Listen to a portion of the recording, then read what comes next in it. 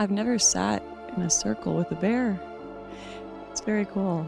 I want to pet him so bad. I really want to pet him.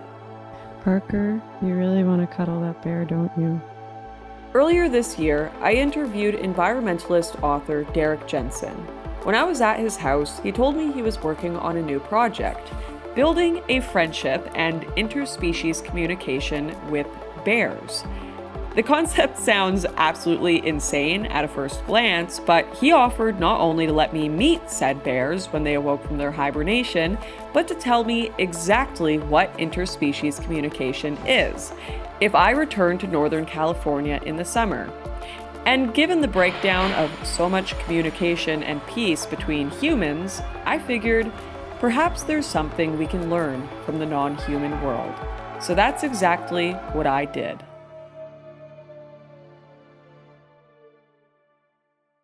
So this is really the question that is integral to this entire piece. What is interspecies communication? I think, well, interspecies communication can happen on a bunch of levels. And on its most basic level, so I used to grow marijuana, and I got a really bad aphid infestation. And I didn't know what to do, so I took the plants outside. And within 24 hours, there were wasps all over it eating the honeydew from the aphids. And then within another 24 hours, there were all these tiny little black dots. And I looked at them under a magnifying glass, and they were itty bitty wasps. And they were coming to lay eggs inside the aphids. And the way they got there is the plant sends out pheromones that are then smelled by these predators. So basically, the plants were sending out a 911 call, and the various predators were the first responders. And the same thing happened decades ago when I lived in Spokane. I had this tree that got a really bad aphid infestation, and within 3 or 4 days, it was covered with ladybug larvae, and they just ate like crazy. And the point is that those sorts of communications are happening all the time. There's this guy, Stefano Mancuso, who has actually created a bit of a dictionary of plant terms. And what that means is plants don't use vocal cords, they send out pheromones. And they can send out pheromones to other plants saying, hey, caterpillars are here, you need to change the composition of your leaves. Or aphids are here, can somebody send over some ladybugs? There's a bear. Oh, Big Bear's here. Well, we can get up and we can continue these questions. We can go say hi to Big Bear and maybe get some shots. Oh, there he is. Look who's come out to say hi. So I've known him for probably 7 or 8 years. He just showed up. I've seen him out in the forest too, not just here, but one of my favorite memories of him is I was just walking through the forest and saw him just sitting, contemplating the day out somewhere, sitting just like that, staring off into the distance. I want to pet him so bad. I really want to pet him. Parker, you really want to cuddle that bear, don't you? Yeah. Please let me out. Let me at him. About 24 years ago, a mother bear dropped her yearling off here, and don't know why. And my mom had always heard that you're not supposed to feed bears, and you're not, it's illegal, and I don't feed bears, but my mom did. Well, she didn't at first.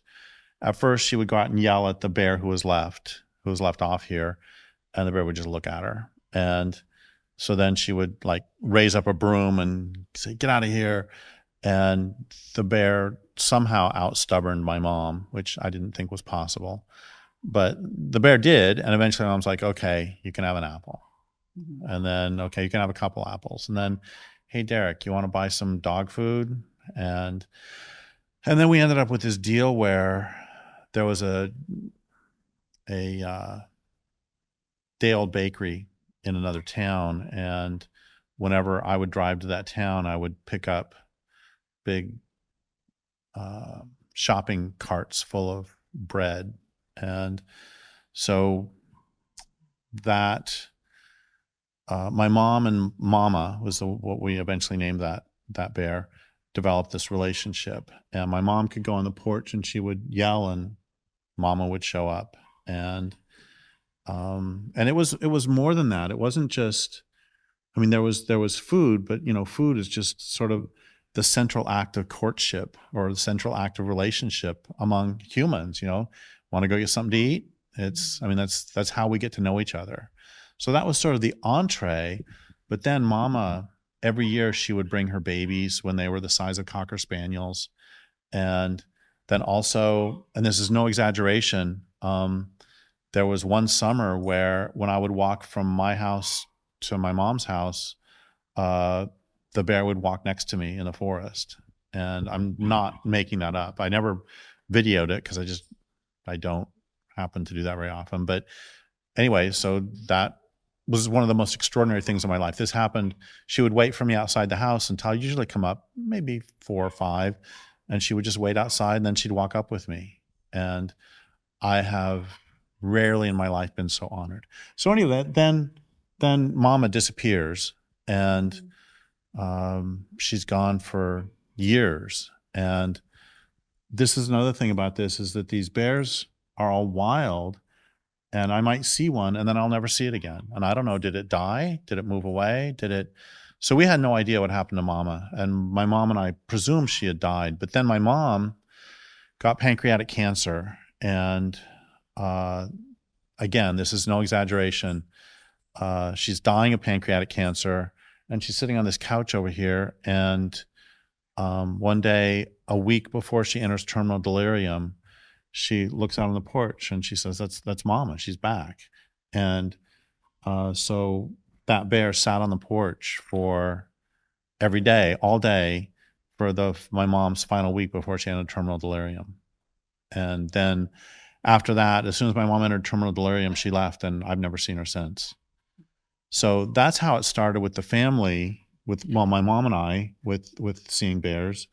And then since my mom died, like I said, I don't feed them, but there was 5.5 years ago, so there was almost 20 years of my mom feeding bears, and generation after generation of bears who knew this as home. And ever since then, they still come back and say hi, and they still come back and hang out, and they know that this is a safe place, that they're not going to get shot. They're not going to get yelled at very often, only if they like bang on the windows or destroy the porch too much. I mean, they're not scary at all. They're not dangerous, but they are extremely dangerous to porches and Amazon packages, I hear as well. Oh, I don't have anything delivered to my home because anything that comes here gets carried into the woods. Like there was a box of books got delivered, and I put in a claim because it never arrived.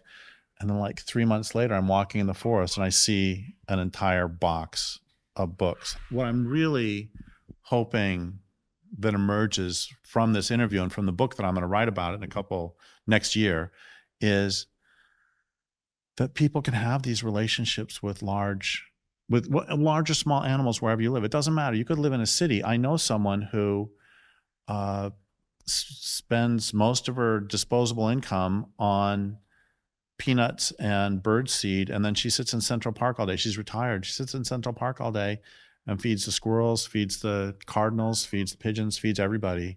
We can have, and they don't have to involve food. Like I said, I don't feed them. I just have a safe space for them. And you can have, it doesn't matter if it's garter snakes, if it's spiders, if it's bats. I mean, there's just this whole world out there, and it's not as scary as we've been taught to think. Not every snake in the world wants to bite you on the ankle. And, these bears, they just live their lives, and we can have, this is one of the things that our separation costs us is, there's a line that I just love. There's this astronomer back 15 years ago. Somebody asked him why we need to explore outer space. And he said, to answer that most important question of all, which is, are we all alone? And the answer is, we're not all alone. We have all these neighbors, and, this, all we have to do is open up. And I'm actually really surprised, given how horribly we collectively treat non-humans.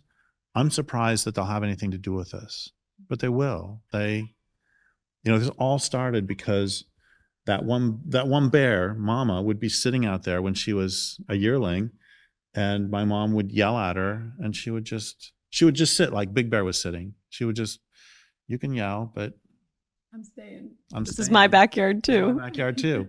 And eventually they had just a delightful long-term relationship. And I don't know how to explain why Mama came back when my mom was dying. I don't know that I need to explain it. It just, and if I hadn't been here taking care of my mom as she died, I don't know that I'd believe it. If you told me that story, I'd be like, yeah.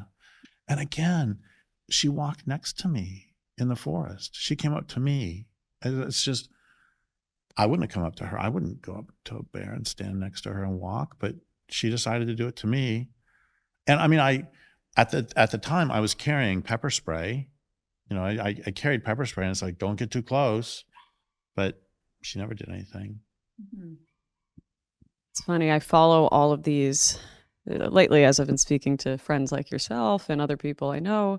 I've started following all these pages because I'm by the ocean, orcas and sharks, and seeing people swim with them and learning about them more, and even learning that if you swim away from sharks, they view you as prey, whereas if you swim towards them and just hold their nose and turn it away, they'll swim right on by. It seems like just a lack of knowledge. And I think you were even telling me earlier, the guy who made Jaws regrets making it. Peter Benchley, the guy who wrote the novel, later profoundly apologized for what he did to sharks, because he said they're not like that. And I think so much of this is just what we're used to. This is so scary for a lot of people. People will say, gosh, aren't you scared to walk through the forest when there's bears? It's like, that's never scared me at all. But honestly, there are times I've been in big cities where I have been scared walking down the street. And, I have known people who grew up in big cities who weren't so scared. Always a spot. That's always a spot. What about me? What about me? Miss Stevie. Miss Stevie. Like, we might sort of smell, somewhere in the room there's chocolate, and the dog is like, there's a Reese's peanut butter cup right there. Like, how we would see it, that's how they smell things. Like a very discreet little package, and they know exactly what it is and where it is, which is why they can just go to your knapsack and pull out your cheese and crackers or whatever you've got in there. They can smell it and they know exactly what it is. Yes, I know. Look at you. The people who believe that this is possible, all the cultures around the world, which is all of us until very recently, who understood that the entire universe was alive, that it was pulsing, that we were all made of the same stuff, that communication was possible because we all have something similar. Everything, rocks, rain, planets, people, rivers. There's a way to communicate with every being. They're not the ones who wrecked the world. They left the world in very good shape one by one as they died.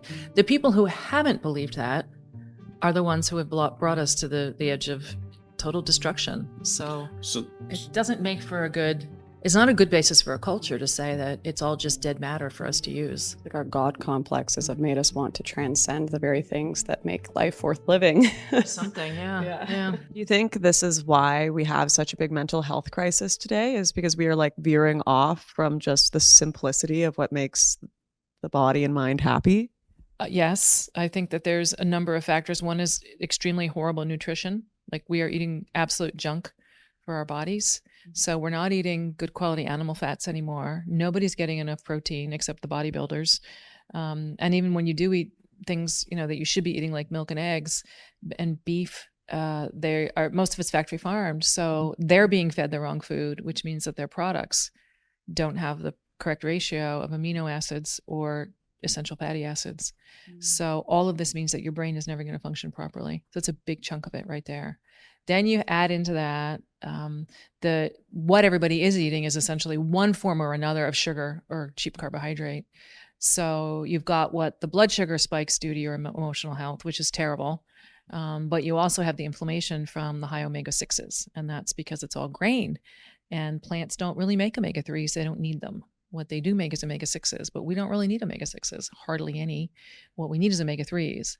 And in fact, if you eat a grass-fed ruminant, what do you know? It's the perfect ratio of omega-6s to omega-3s, which is way more evidence for what we already knew was true. We evolved on the savanna of Africa, hunting down those enormous herds of grass-fed ruminants. That's what we ate to become human. So you veer too much off of that, and yeah, your brain's not going to function correctly. I know. I was a vegan for 20 years, and I lost 2 decades of my life to that horrible depression and anxiety. And I didn't know that's what it was. Nobody told me this was supposed to be the best thing ever.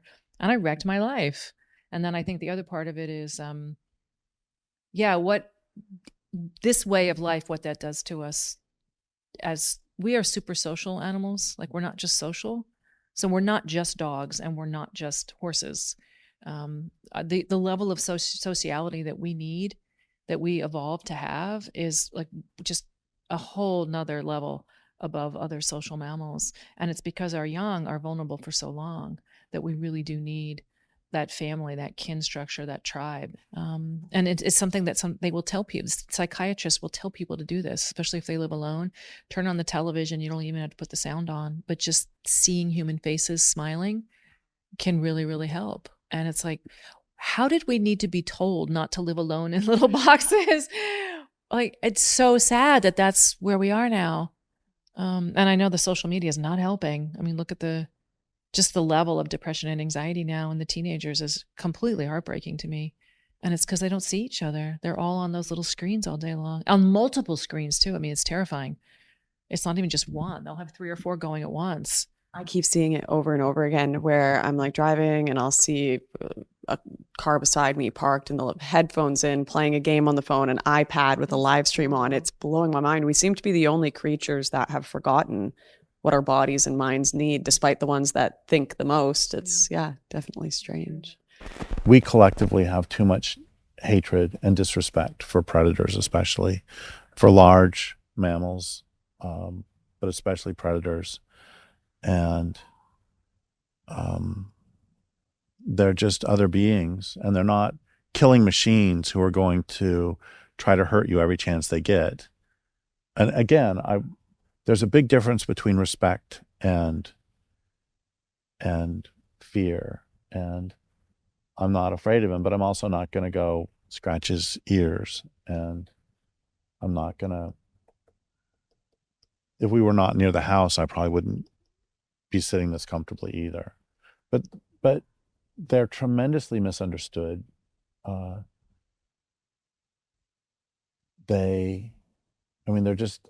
just other beings who have their own lives. We're not a prey species. This is something that there's this idea that if you see a bear, it's going to immediately attack you. And, if I went up and punched him in the nose, he would certainly, but he's just another being living his life. And I think that we can have these same relationships with elk, buffalo, deer, wolves. If you be friendly to them, I know that's going to sound hopelessly naive to people, but I mean, this is just true. I mean, I think they're very curious. You asked what he thought of me. I think he's very curious, just like I'm curious about him, except there's a lot more humans. So we're a lot less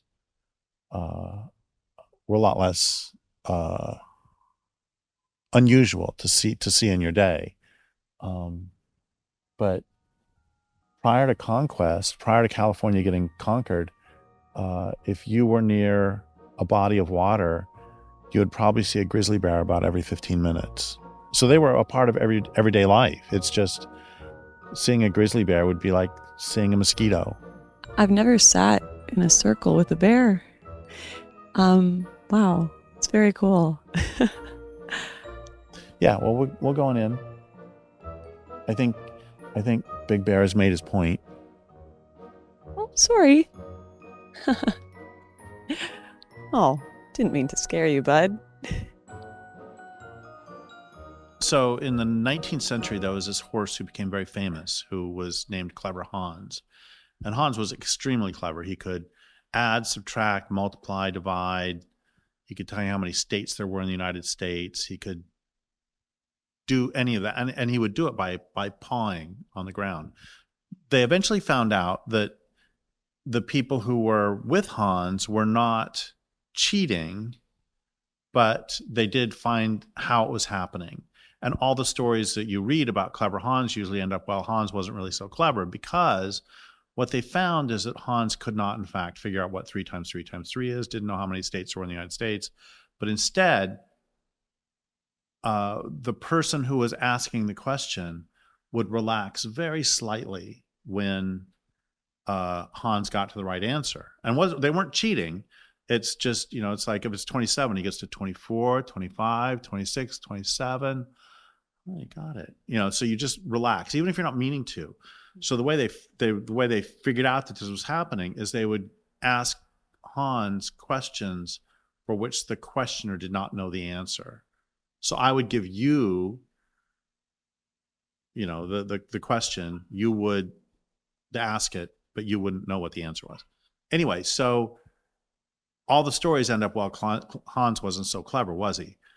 But I take a different lesson from that story, which was that Hans may not have been able to count, but he could read the slightest movement of your musculature and emotions.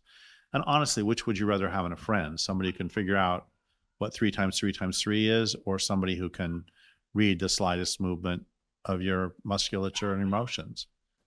I mean, everybody is communicating through gesture. It's very simple. Like, how do you know that a dog is friendly or that it's not friendly? If it's got its hackles raised, I mean, that's a form of communication. Those are just very simple levels, and just extend it past there. I'm not saying that a dog is going to start spouting Wittgenstein at you, but I would frankly prefer that my human friends not spout Wittgenstein at me either. But my point is that opens the door to us recognizing that there is communication going on. The dogs can certainly not let me know when they're hungry, and they'll lie to me too. You're not really hungry. You're just wanting some more food. All this kind of sounds like when you discuss a language older than words, when it comes to expression and versus verbal explicit communication, we kind of prioritize English or Chinese or Swedish, just things that are explicit. But is nonverbal communication equally, if not more, important? We certainly experience those all the time, quite often on an unconscious level. I mean, you can see someone, and we've all seen this in movies where the two cowboys are standing in the bar, and then one looks at one another way and the other one looks back, and then before you know it, they're drawing guns, and they didn't necessarily have to say anything. And we know this in, you're on a subway and you meet eyes with somebody, and then you look away and you look back, and then you look away and you look back, and there is communication going on there too. Or we've all done this on airplanes where they don't have assigned seating. You go in and you sit there and you do not make eye contact with the people coming down the row, because you're hoping that they're not going to sit next to you. And so, I don't know, maybe I'm the only jerk in the world, but if I sit down early and I've got myself a row with two empty seats, I'm definitely crossing my arms, getting a little bit of a scowl, looking like I'm somebody I'm going to be unpleasant to sit next to. And then, of course, when they sit down, then once it's done, then I smile and become a nicer person. But until then, it's like, stay away. So we all, and I mentioned yesterday that in basketball or in football and sports, you'll see people make threat displays. They puff themselves up. They beat on their chests, and that's just straight grade 8 behavior.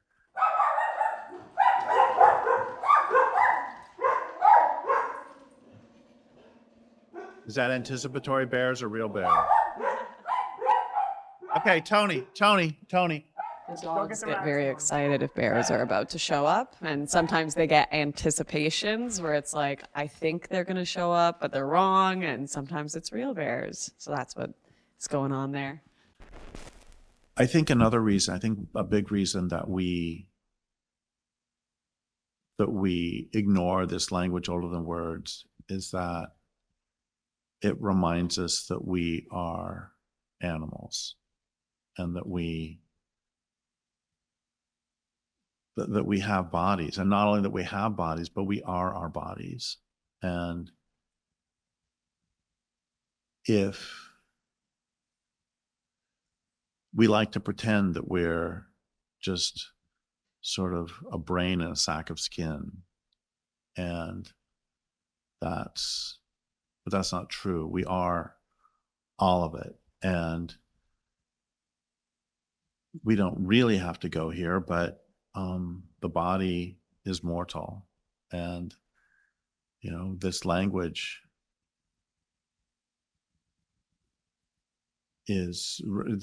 reminds us that, the body falls apart. I broke this finger stopping a dog fight last year. And so it's going to be like that for the rest of my life. And, it's nice to think, or, I used to be a high jumper, and I was an athlete, and can't do that anymore. And that's part of life. And our bodies were meant to develop and to bring us great joy, and eventually to fall apart. And it's kind of nice to, and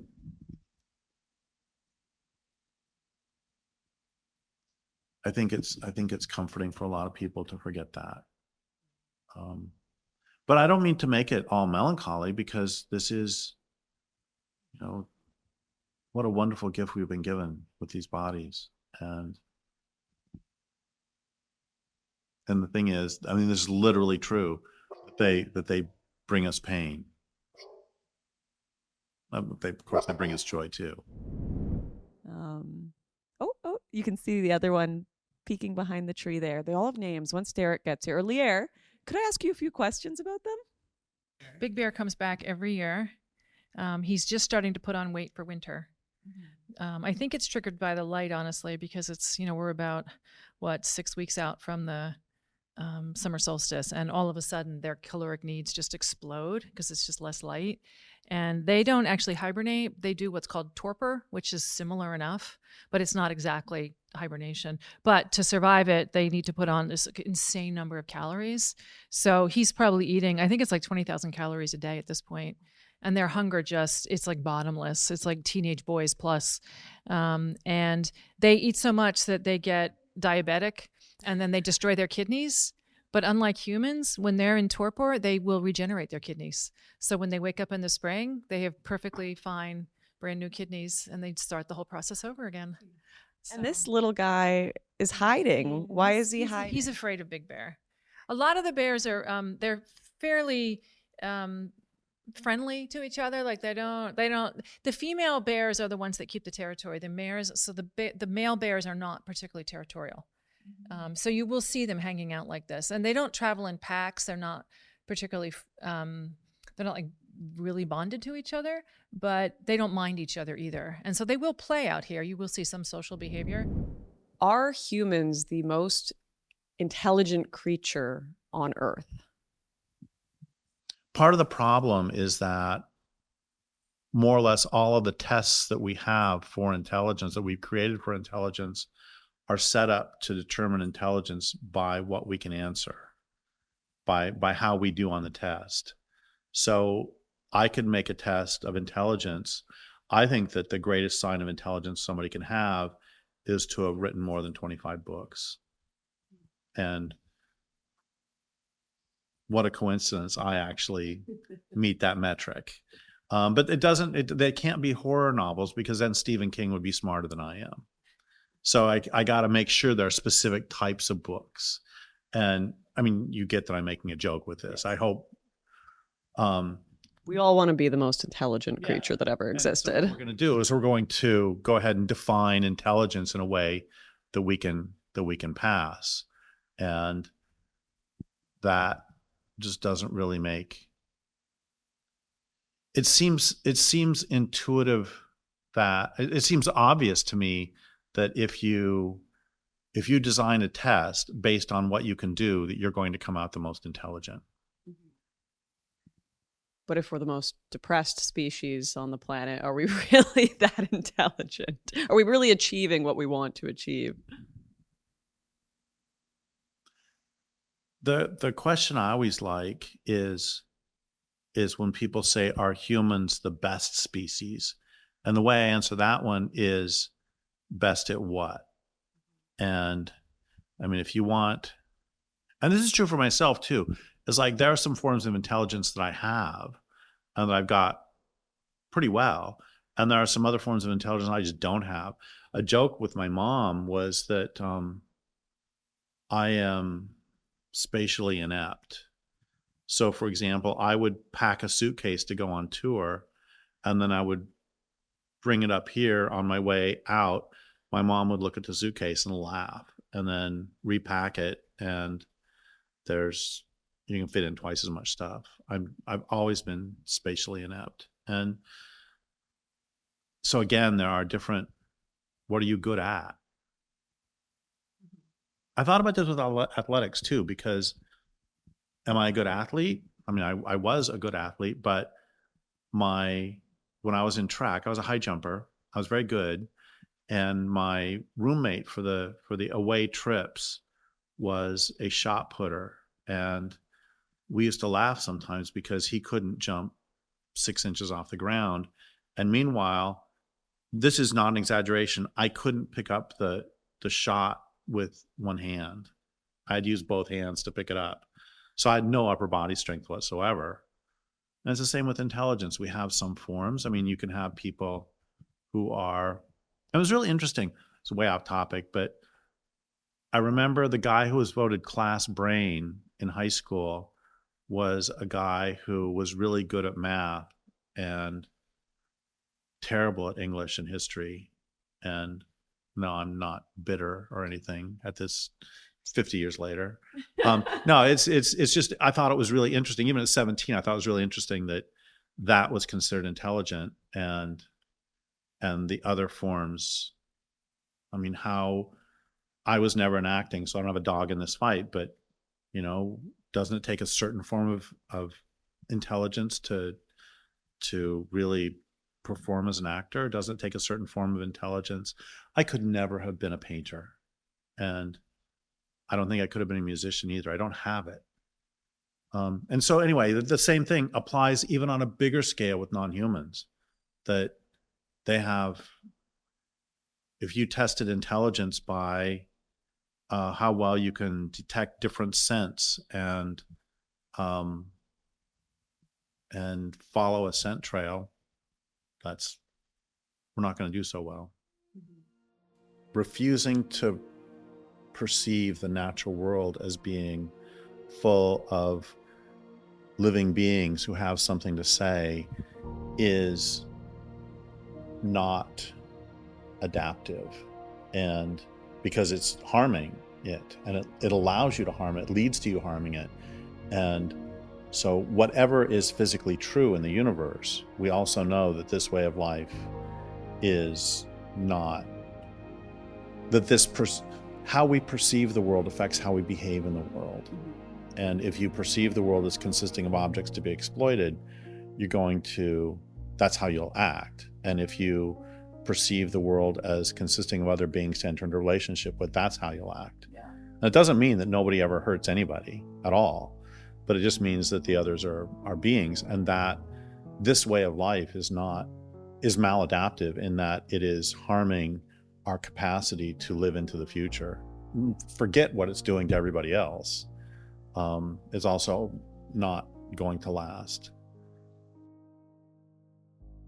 So I've made it back from my trip to California, and I've had a lot of thoughts about my chats with Derek and meeting the bears. But when I got back, Derek sent out an email to a few friends of his about our interview. And, for all the thoughts I could give to summarize this video, none of them would be quite as good as this email I got from Derek. So I think I'm just going to read it to you guys to finish this all off.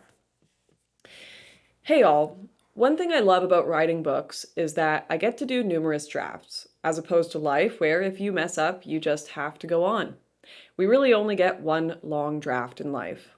All of which is to say that in every interview I do, I always forget to say something important. In a book, you can just add the sentences in your next draft. And that was true with the interview with Lauren Southern about bears. I forgot something really important. I kept saying that we have interspecies communication with domesticated animals all the time, and to just extend that same courtesy and affection and attention to wild animals. But I left off a big reason we don't do that, and I really regret that I didn't also say. A big reason we don't extend that courtesy and affection and attention to wild animals is precisely because they are wild. They won't bend to our control. They come and they go on their own will. They don't come when we call them or take kindly to leashes, and for that, we hate them, especially if they are large. We cannot stand that they are fully willful beings who refuse to submit. And so we manage them, we put collars on them, we shoot them if they cross us, we torment them, we trap them, we destroy them, because they will not submit, because they continue to be their own beings. We perpetuate the longest war this world has ever seen, several thousand years now, a war that will be a fight to the finish, probably theirs and certainly ours, because attempting to control wild nature kills it, as we see.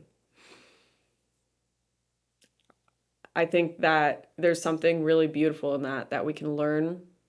Even if you're not like a hardcore environmentalist like Derek Jensen, look at someone like Rudyard Kipling and his poem, The God of the Copybook Headings, which is essentially a warning to mankind that you are not above nature.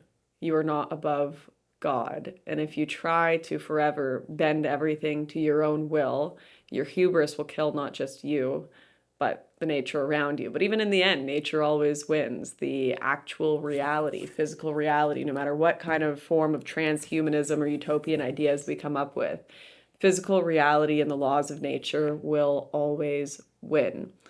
And there's something beautiful about that too, because as Derek says, the tormenting and trapping and destroying of beings that cannot be caged and do not thrive in submission is not something that's healthy for them or us. And it destroys, I don't know, something beautiful that we can all have and all interact with in a healthy way. And yeah, I don't care what your politics are. I know my channel is usually for more right-wing minded people. I think that this is a message that should transcend politics. Thank you guys for watching. I hope this has given you some interesting things to think about, and I will see you next time.